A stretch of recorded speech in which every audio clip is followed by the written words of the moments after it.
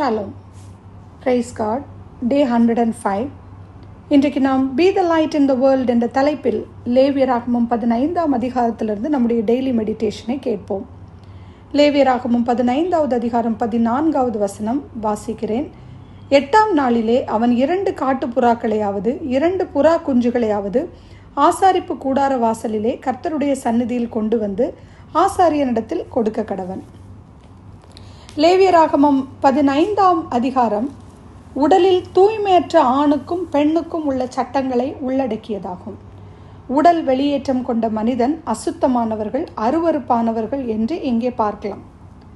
அது மாத்திரமல்ல, இப்படிப்பட்ட அசுத்தமானவர்கள், அருவருப்பானவர்கள் தெரிந்தோ தெரியாமலோ ஒரு நபரை தொடும்போது அந்த சுத்தமான நபரோ பொருளும் கூட தீட்டுப்பட்டு விடுகிறது என்பது நம்பிக்கை.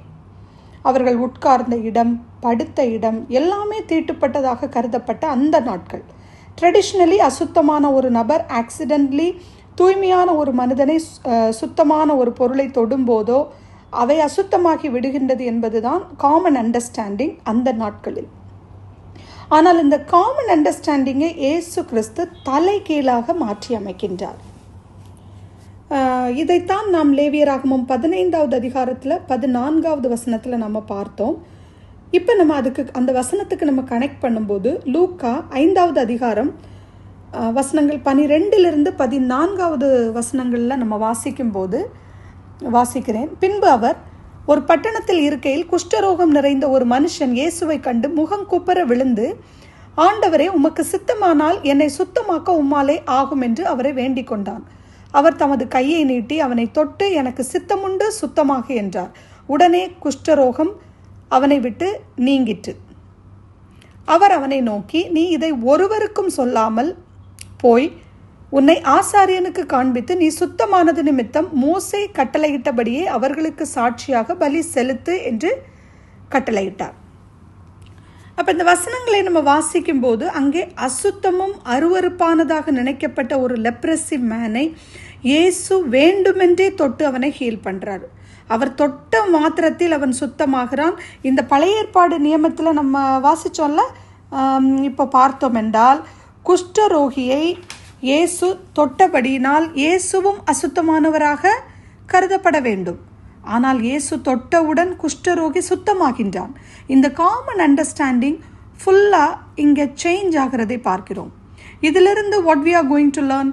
நாம் வாழும் இந்த உலகத்திலே நாம் நம்முடைய வீட்டிலோ, வேலை பார்க்கும் இடத்திலோ, அக்கம் பக்கத்திலோ நம்மோடு தொடர்பு கொள்பவர்கள் நாம் இயேசுவை பின்பற்றுவது போல நம்மை பின்பற்றுகிறவர்களாக நம் வாழ்க்கை முறையிலிருந்து அங்கே நல்ல காரியத்தை கற்றுக்கொள்கிறவர்களாக மாற வேண்டும். ஒருவேளை அவர்கள் மிகுந்த தவறு செய்கின்ற ஒரு உயர் அதிகாரியாக இருக்கலாம், அல்லனா பாவத்திலே இருக்கின்ற ஒரு உடன் வேலை செய்கின்றவர்களாக இருக்கலாம். நம்முடைய உயர்வான லைஃப் ஸ்டைல் அப்படிப்பட்டவர்களையும் சுத்தமாக்க வேண்டும். மாறாக நாம் இப்படி சொல்லக்கூடாது. எப்படி சொல்லக்கூடாது? நான் வேலை பார்க்கிற இடத்தில் எல்லாரும் லஞ்சம் வாங்குறாங்க, நானும் வாங்காமல் இருக்க முடியாது. என்னோட ஸ்கூல் காலேஜில் எல்லாரும் லேட்டாக வர்றாங்க, நோபடி இஸ் கேரிங், அதனால நானும் லேட்டாக போனாலும் அது ஒரு பிரச்சனை இல்லை. அப்படி நிச்சயமாய் சொல்லக்கூடாது. இன்னும் பல எக்ஸாம்பிள்ஸ் நம்ம சொல்லிக்கொள்ளலாம். நாம் வித்தியாசமானவர்களாக இருக்கணும். நம்முடைய உயர்வான பிரின்சிபல் பிறரிடத்தில் ஒரு பாதிப்பை கொண்டு வரணும். எஸ், அவங்க பாவம் செய்ததால் நானும் பாவம் செய்கிறேன், அவங்க தவறு செய்ததால் நானும் தவறு செய்கிறேன் அப்படின்னு சொல்லுவது நமக்கு ஒரு லேம் எக்ஸ்கியூஸாக அமையக்கூடாது. பால் எப்படி நாம் தைரியமாக இப்படி சொல்ல முடியுமா? நான் கிறிஸ்துவை பின்பற்றுவது போல நீங்களும் என்னை பின்பற்றுங்கள் என்று சொல்லுகிறார். நம்மால் இதை சொல்ல முடியுமா? எஸ், நம்முடைய நல்ல வார்த்தை, நம்முடைய நல் வாழ்க்கை, நல்ல கொள்கைகள் பிறருடைய வாழ்க்கையில் ஒரு பெரிய பாதிப்பை கொண்டு வரட்டும். ஆமீன். நாம் ஜெபிப்போம். இரக்கமுள்ள அன்பு தகப்பனே, நீங்கள் இந்த பூமியில் வாழ்ந்தபோது எத்தனை எதிர்ப்புகள் உம்மை கொல்ல வந்த போதும் கூட உண்மையின் உறைவிடமாக நீங்கள் திகழ்ந்தீரப்பா. இந்த 618 லாவை தலைகீழாக எங்களுக்காக புரட்டி போட்ட கர்த்தர், எவ்வளவு அன்பு எங்கள் மேலே. உம்மை போல் எங்களுடைய நல்ல வாழ்க்கை, நல்ல எக்ஸாம்பிள்ஸ், லீடர்ஷிப் குவாலிட்டி மற்றவர்களின் வாழ்க்கையில் ஒரு பாதிப்பை கொண்டு வரட்டும். உம்மை உண்மையாய் பின்பற்ற உதவி தாங்க. துதி, கனம், மகிமை அனைத்தும் உமக்கே செலுத்துகிறேன். இயேசு கிறிஸ்துவின் நிதான நாமத்தில் துதிக்கிறேன் எங்கள் நல்ல பரமபிதாவே. ஆமேன்.